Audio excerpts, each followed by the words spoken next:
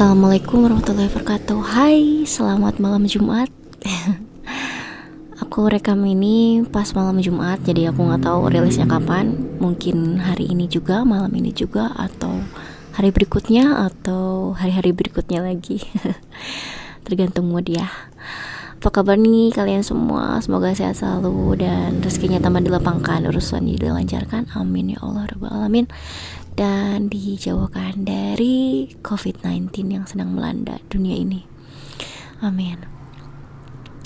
Aku udah lama ya gak bikin konten horor karena menunggu mood, dan kebetulan sekali hari ini aku mood untuk menceritakan kisah-kisah nyata hororku yang sudah pernah aku alamin. So, jadi teman-teman, kali ini aku mau menceritakan pengalamanku di kosanku di Bandung. Jadi begini ceritanya teman-teman.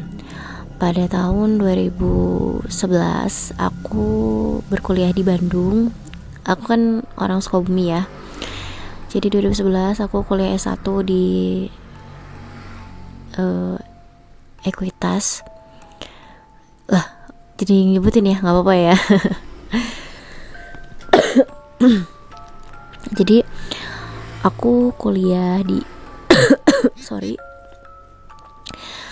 aku kuliah di Ekuitas, dan waktu 2011 itu aku nyari kosan sama ibu sama bapak.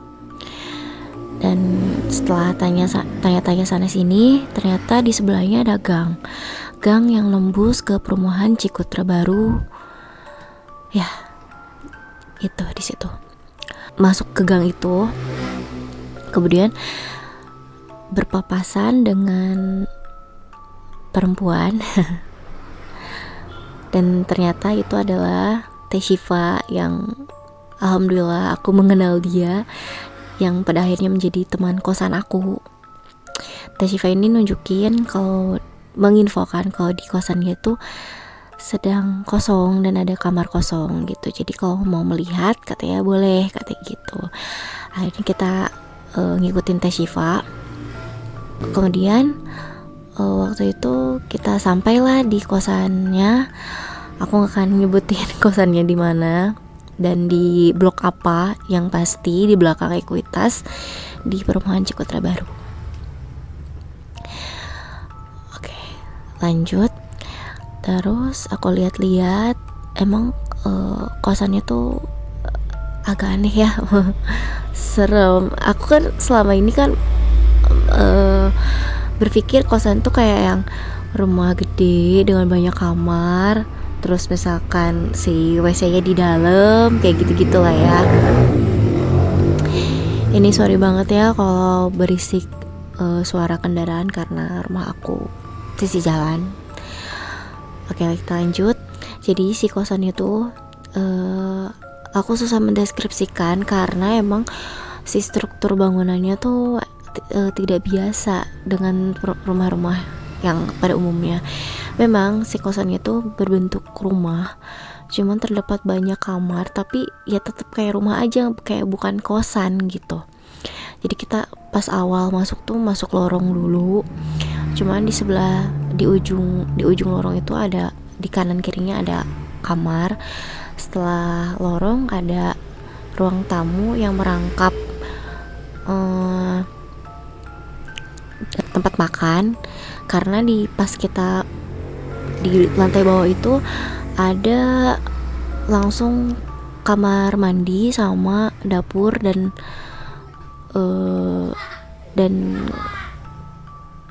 gak ada ruangan lagi sih, dan ada kamar juga sih gitu. Jadi di bawah itu totalnya ada 1, 2, 3, 4 kamar di bawah tuh. Cuman yang bisa keisi itu hanya 2 kamar gitu. Dan waktu itu kamarnya kosong dua-duanya. Mohon maaf, keisi 1 sih di bawah gitu. Dan di atas tuh ada kamar berapa ya, aku lupa.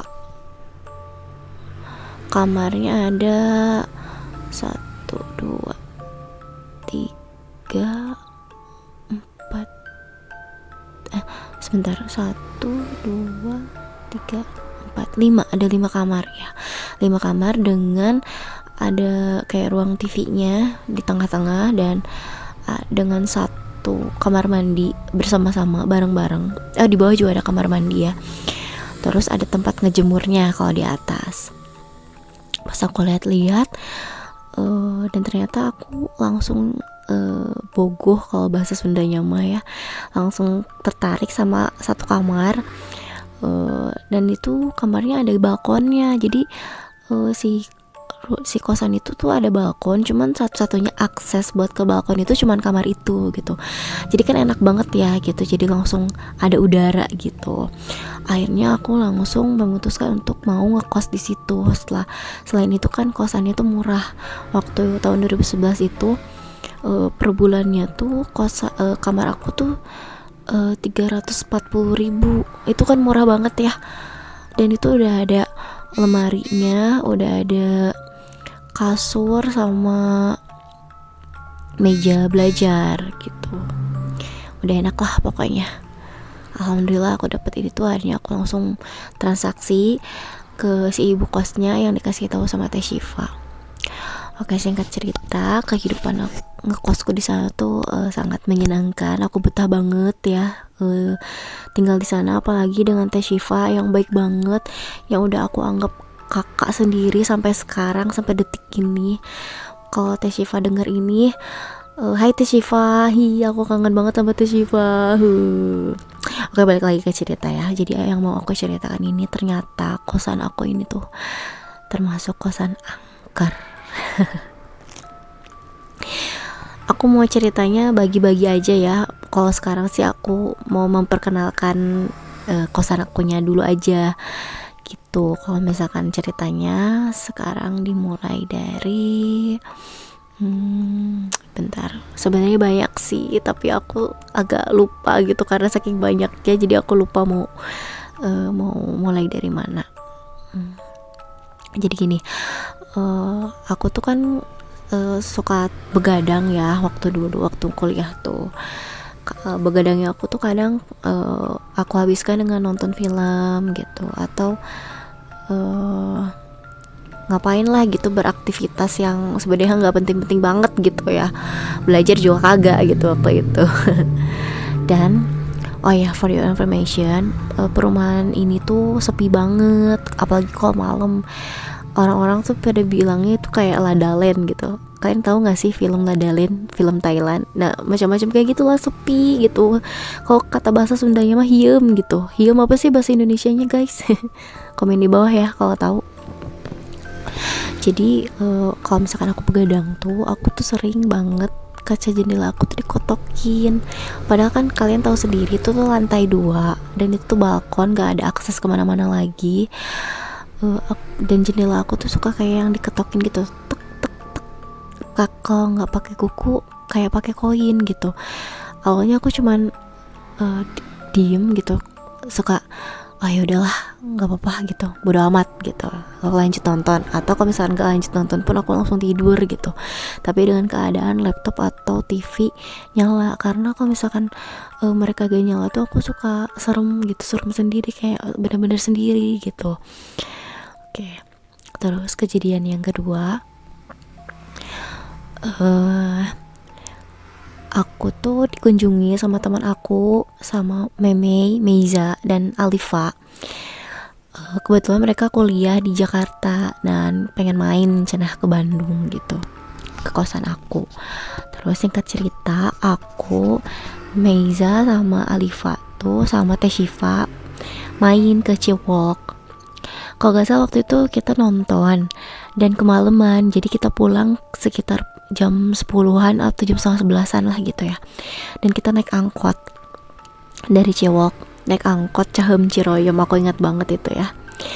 Tapi kalau misalkan mau naik ke angkotnya itu kita harus jalan dulu ke jalan apa sih yang Ardan itu loh, aduh aku lupa, Cipaganti, jalan Cipaganti ya. Nah jalan-jalan terus kita naik angkot.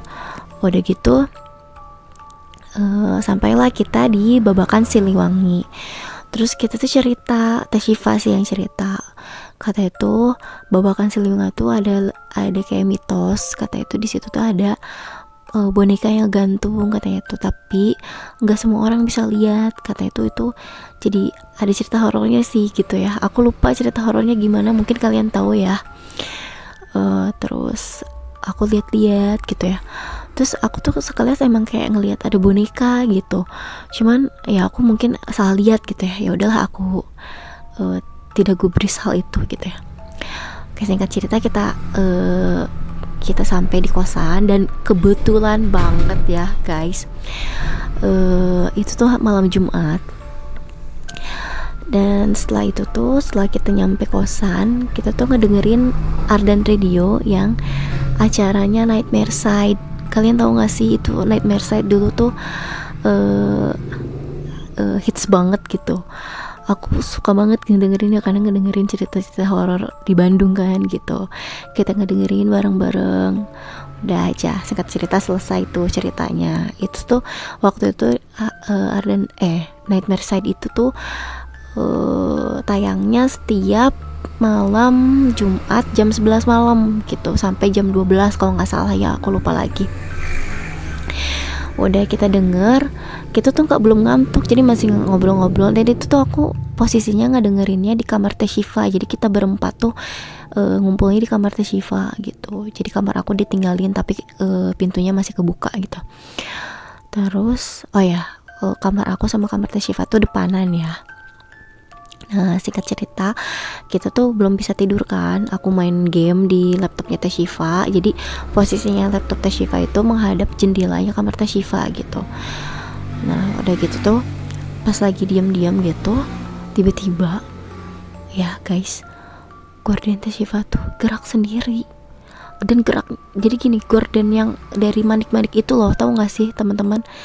Gorden yang manik-manik gitu. Nanti aku search deh ya gambarnya, aku taruh deh di video ini.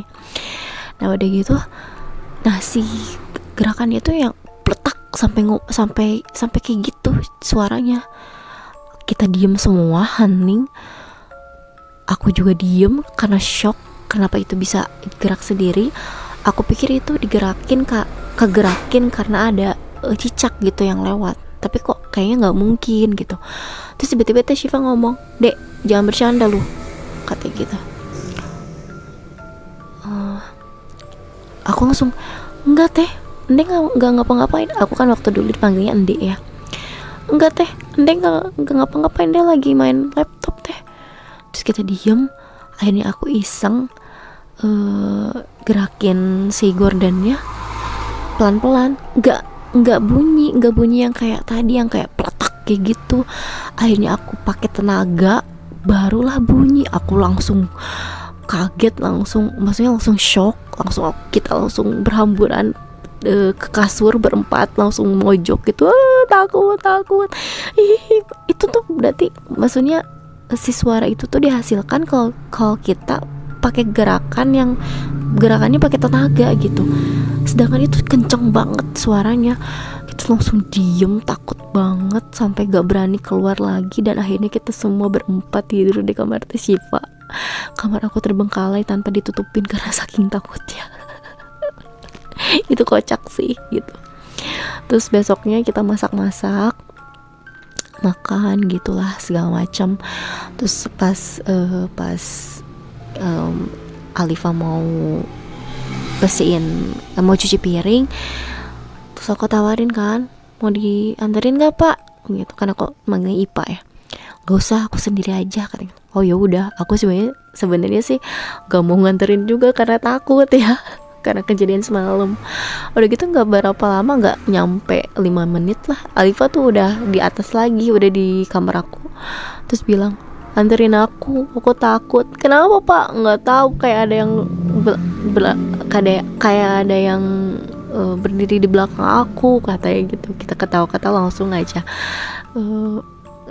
nemenin Ipa di bawah gitu cuci piring. Terus kan selain cerita itu ada lagi ceritanya. Waktu itu aku kan baru pulang kuliah, itu tuh siang loh guys. Terus aku kan kalau misalkan masuk ke kosan aku tuh kita masing-masing punya kunci.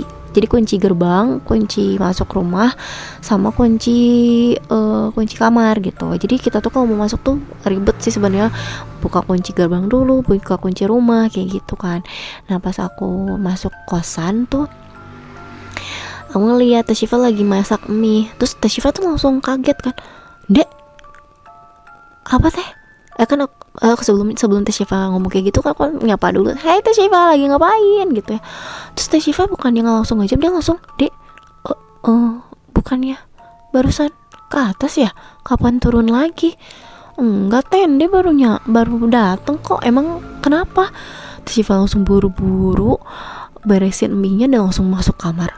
Aku bilang, aku langsung mikir kan, kenapa Teh Syifa marah gitu ya ke aku. Terus dia tuh kayak mukanya tuh pucet banget, sepucet-pucetnya, aku inget banget ya, muka kaget terus pucet gitu ya. Terus pas udah gitu, pas udah gak lama kemudian Teh Syifa keluar kan dan langsung ngomong, Di, tahu nggak sebenarnya kamu tuh tadi ada naik ke atas, lewat gitu, naik ke atas. Aku panggil, Dek dari mana? Dek, tapi kamu tuh nggak ngejawab, kayak orang budek gitu. Gak lama kemudian kamu datang yang asli, sumpah Dek itu kamu, dan pakai baju yang sama katanya gitu. Seriusan Teh gitu ya? Iya, aku tuh langsung ya udah gimana ya gitu ya. Dan sebenarnya aku tuh pernah kejadian itu sama, kejadian aku ada 2 tuh pernah. Nanti aku ceritain di cerita yang lain ya. Terus ternyata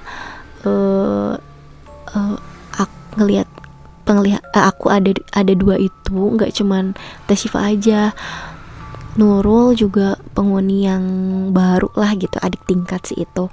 Dia nempatin kamar di bawah gitu, ngegantiin Teh siapa ya, aku lupa lagi waktu dulu ya. Dia tuh ngomong gitu, Tende bukannya tadi ada ya kesini?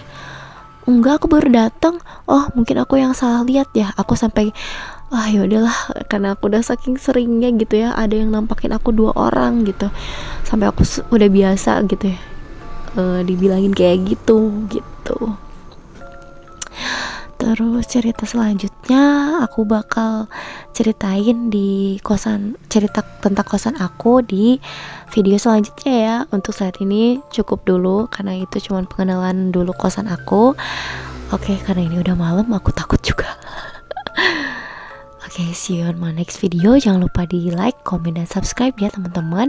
Juga share ke teman-teman kalian, siapa tahu ada yang bisa terhibur sama cerita aku ini. Bye bye, see you in my next video. Assalamualaikum warahmatullahi wabarakatuh. I love you all.